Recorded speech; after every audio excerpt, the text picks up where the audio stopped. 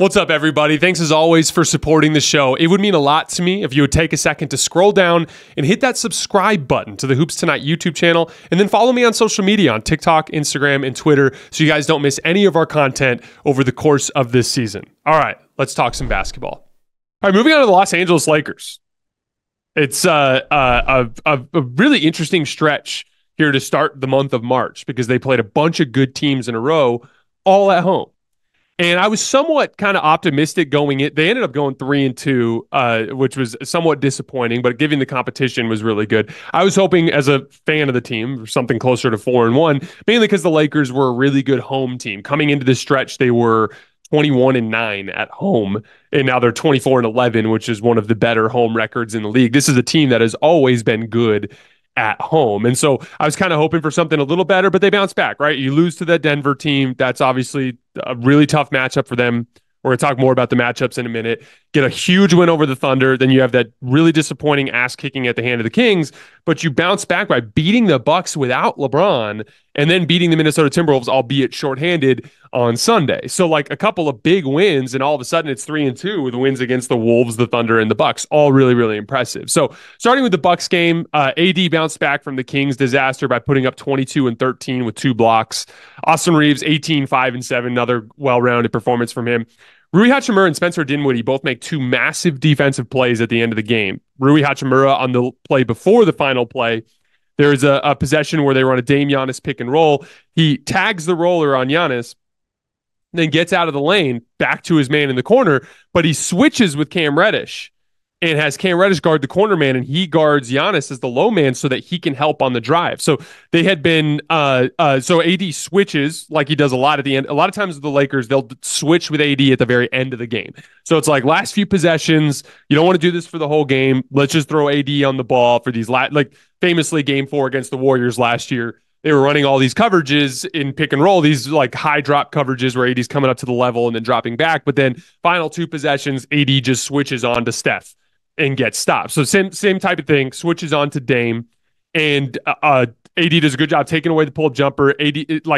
Dame kind of beats him to the left-hand side off the dribble, but he's a little off balance. He's going to have to throw up a really difficult scoop shot.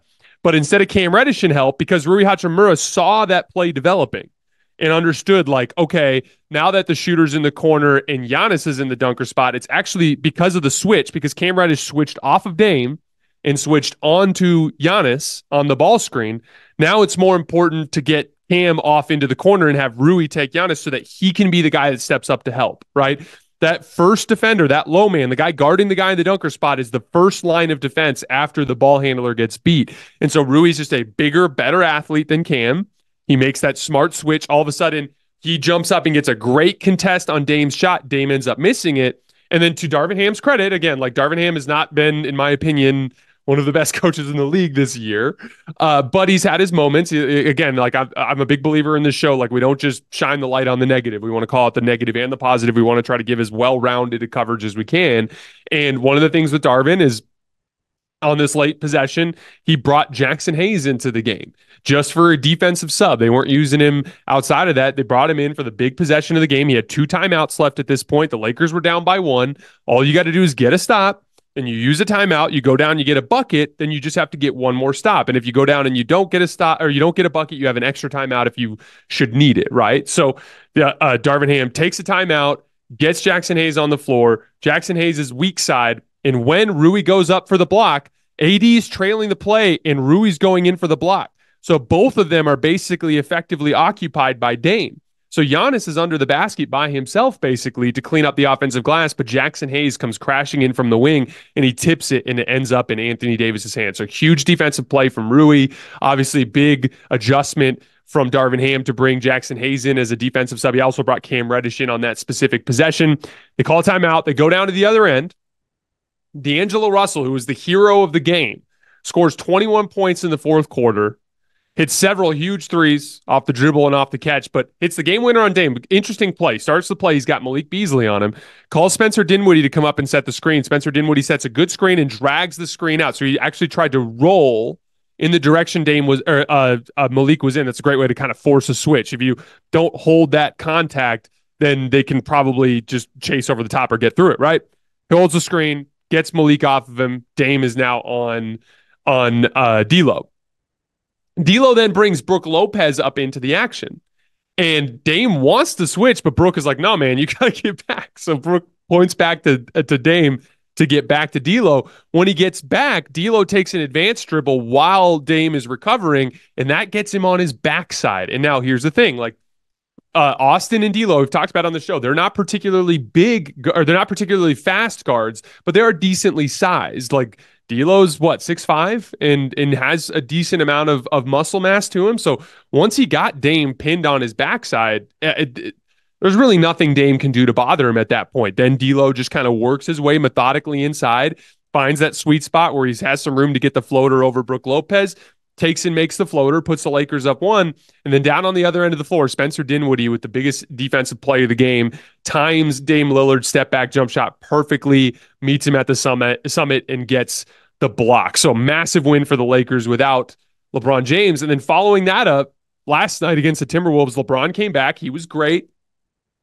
He's been bringing a ton of downhill rim pressure in off-ball situations, which continues to be a theme, or I should say outside of half-court initiation situations. So pushing in transition is obviously a big one, but also closeout situations. He's been so good cutting to the rim, catching and ripping and going to the rim. Even in the Kings game, he beat a closeout at the top of the key and dunked, I think on Alex Len, if I remember correctly, in the middle of the floor. That another driving dunk attacking a closeout off of an AD double team last night. AD draws second defender, pass, I think it was Austin Reeves, one pass away. Austin swings to LeBron. LeBron pump fakes, beats his man off the dribble, rises up and dunks it. Like, he's just finding those little angles to attack in like a downhill situation out of advantages, which there's so many of them in this offense, which we're about to get to in a few minutes. But LeBron was great. He had 29 points, 8 rebounds, and 9 assists. And remember, before that, again, 29, 8, 9. Before that starts to sound common for you, only 4 players in the NBA this year are averaging at least 25 points, 6 rebounds, and 6 assists. It's Luka Doncic, Giannis Antetokounmpo, Nikola Jokic, and LeBron James. So, like, as crazy, like, I don't think he's had as good a regular season as the numbers would say, just simply because he's been saving a lot of energy on the defensive side of the ball throughout this year, which is totally to be expected. But on the offensive end of the floor, he's been producing at like a top 6 or 7 level in the league. He's still playing at that level on that end. And when he engages himself defensively, he can actually compete like one of the best playoff players in the league, which is just going to be a question of whether or not he can stay healthy enough to do that in the postseason. And then Anthony Davis, the Wolves front line was injured. Obviously, Karl Towns went down with his meniscus injury last week, but Rudy Gobert was out for this one. AD just obliterated the Wolves front line, killed Naz Reid, killed Luka Garza, 10 offensive rebounds. Seemingly anytime the Lakers missed a shot in the second half, AD was cleaning it up. Finished with 27 points, 27 rebounds, 5 assists, 7 steals, and 3 blocks. First player ever in NBA history to record those numbers in a game. The 14th 10 steals plus blocks game of AD's career, which Draymond is second among active players with 4. Wembanyama is also tied for second. He already has 4. That'll be a record he probably breaks. But Anthony Davis has been basically the best blocks and steals guy of the among active NBA players by a mile. But the Lakers ended up winning this game with defense. We talked about AD earlier with the 7 steals and 3 blocks. Taurean Prince made 3 only scored 6 points in this game, but he made 3 massive defensive plays in the fourth quarter run. I actually clipped all 3 of them and put them into a Twitter video, so you can find that on my Twitter feed at _JasonLT. But there was a skip pass to the weak side where there was a wide open shooter in the corner and the wing, and Taurean did a textbook passing lane closeout. So this is what you teach young players to do when there's a skip pass and there's 2 shooters. You don't close out to the shooter, you close out to the passing lane, because if you do that well, you might be able to bait the guy that's the shooter into thinking you're closing out at him, and his automatic reaction is to throw a swing pass, and you might get him to throw it right to you if you close out to the passing lane. So if the pass goes to the wing, you're closing out between the wing and the corner, opened up towards the shooter with your hand in the passing lane, and then if he shoots, you respond with a late contest. If the pass goes to the corner, it's the exact opposite. You close out to the passing lane and you split the difference. The pass ended up going to the corner. He jumped the passing lane, got a deflection. They ran out the other end. I think it was Austin Reeves got a layup on this particular one. Then there was a dribble handoff action that the Wolves ran that got Mike Conley going downhill off the top, out of the top of the key. And Taurean Prince came over and helped, walled up Mike Conley and got a stop. And then a couple possessions later, he blocked Jaden McDaniels at the rim in a transition possession. All 3 of those plays from Taurean Prince led to runouts the other way that the Lakers scored on. So like just huge swings in the game for Taurean Prince. Only 6 points scored, but all 3 of those essentially amounted to pick sixes that helped the Lakers build their fourth quarter lead. And again, just like I was talking about with Darvin Ham, do I agree with how often Taurean Prince has played this year? Yes. Do I think he's been utilized in a way that doesn't accentuate his strengths sometimes? Yes. But he is a good basketball player. And especially when he's in a role like this where he's playing in the mid to low 20s in minutes, he can be deeply impactful. And he was deeply impactful in that defensive run for the Lakers down the stretch against the Timberwolves. A couple of huge wins. Now the Lakers are really starting to pick up some steam. I talked a lot about how I wanted to see if the Lakers were going to have any sort of legitimate chance to get anything done. I wanted to see like a 25 game span where they were like 18-7 or 17-8, something along those lines, right? We're not quite there, but we're heading in that direction. They are 12-5 since the start of February. That's a really dominant stretch, just not a long enough span. I want to see them, again, you've got some big games on the horizon. They play the Kings on Wednesday night. They play the Warriors on Saturday night. Like those are getting a couple of wins there would put you at 14-5. Now we're talking about a more serious, longer stretch, right? But in that 12-5 start since, or 12-5 stretch since the start of February, they have the 5th best record in the NBA over that span, the 2nd best offense in the league over that span, wins over the Celtics, the Knicks, the Pelicans, the Clippers, the Thunder, the Bucks, and the Timberwolves.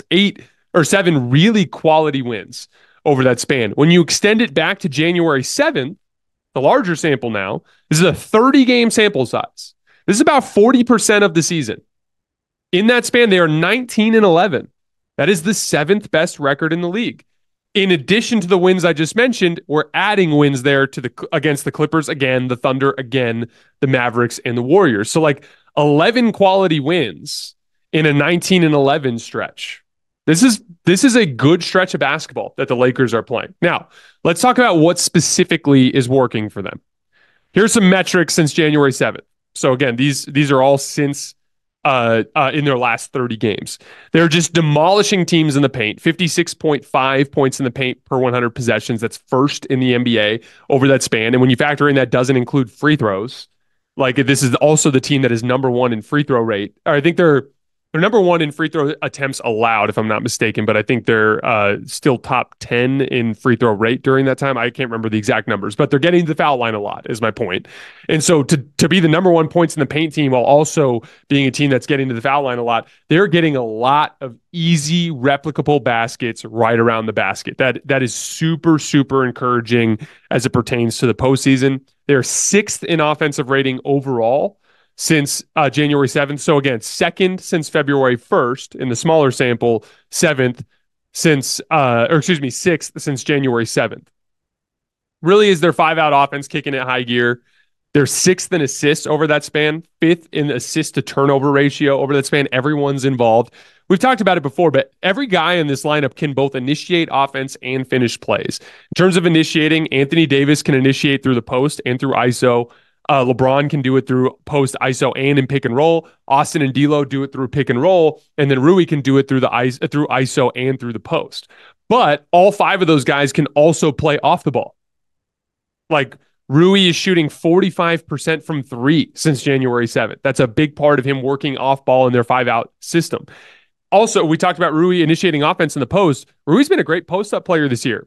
He's averaging 1.14 points per post-up possession, including passes. That ranks 9th out of 57 players to run at least 70 post-ups this year. So like in their 5-out offense, when they get a mismatch for Rui, they throw it down to him on the block, and he's consistently generating quality shots. He's personally shooting 54% in those situations, but he's also shooting 45% from 3 during this stretch since January 7th, which has been a huge part of him working both on and off the ball. Obviously, we know D'Lo is a dead-eye shooter, also a guy who can cut and attack closeouts extremely well. He's a big release valve for them. Whenever double teams come, he just kind of flashes to the middle of the floor and makes plays.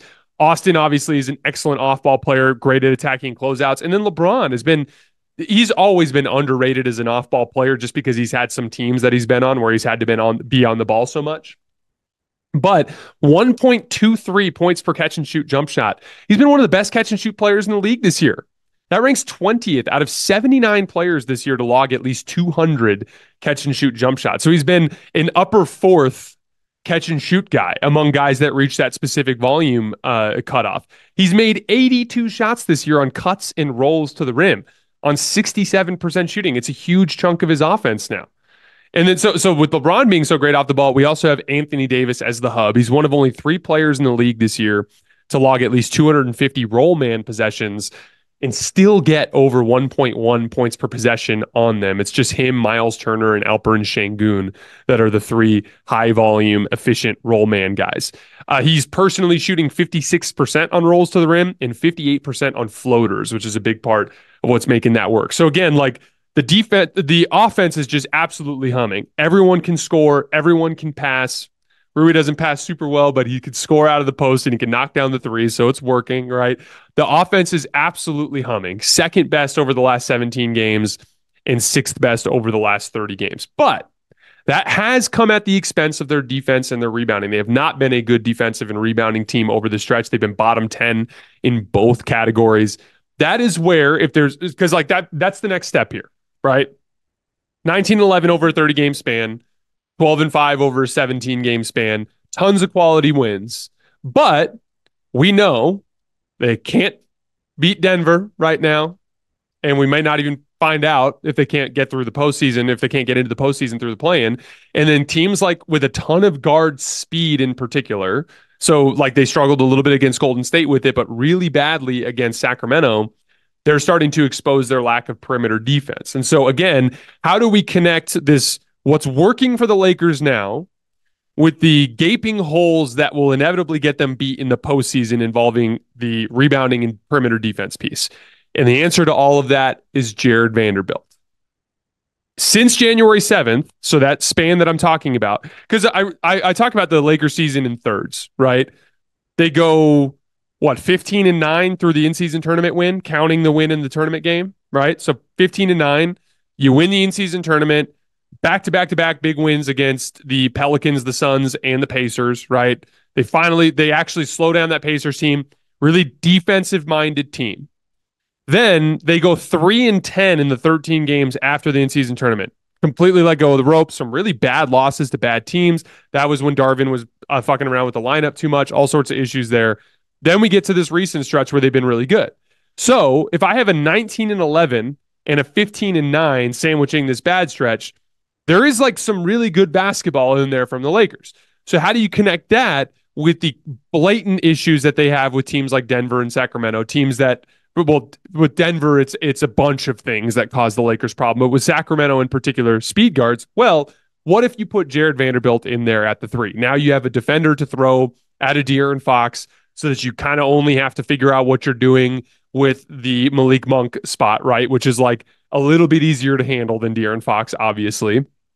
And just in general, like Denver, that's the guy you're putting on Jamal Murray. And again, one of the issues in the postseason last year, the Lakers were running a 4-out-1 in offense, a lot of high volume pick and roll and post up stuff with cleared side, really brute force type of offense. So Jared Vanderbilt was just standing in the corner, just spotting up most of the time, which was a huge problem when teams would ignore him. In the 5-out offense, Jared Vanderbilt would operate as a screener and roller more frequently. And the Lakers demonstrated in that late January stretch that they can succeed offensively with Jared Vanderbilt on the floor. As a matter of fact, Jared Vanderbilt was the second best net rating guy since January 7th behind Spencer Dinwiddie. They're outscoring teams by over 8 points per 100 possessions with Jared Vanderbilt on the floor, and they have been very good defensively. 108.2 defensive rating in that span. That's really good.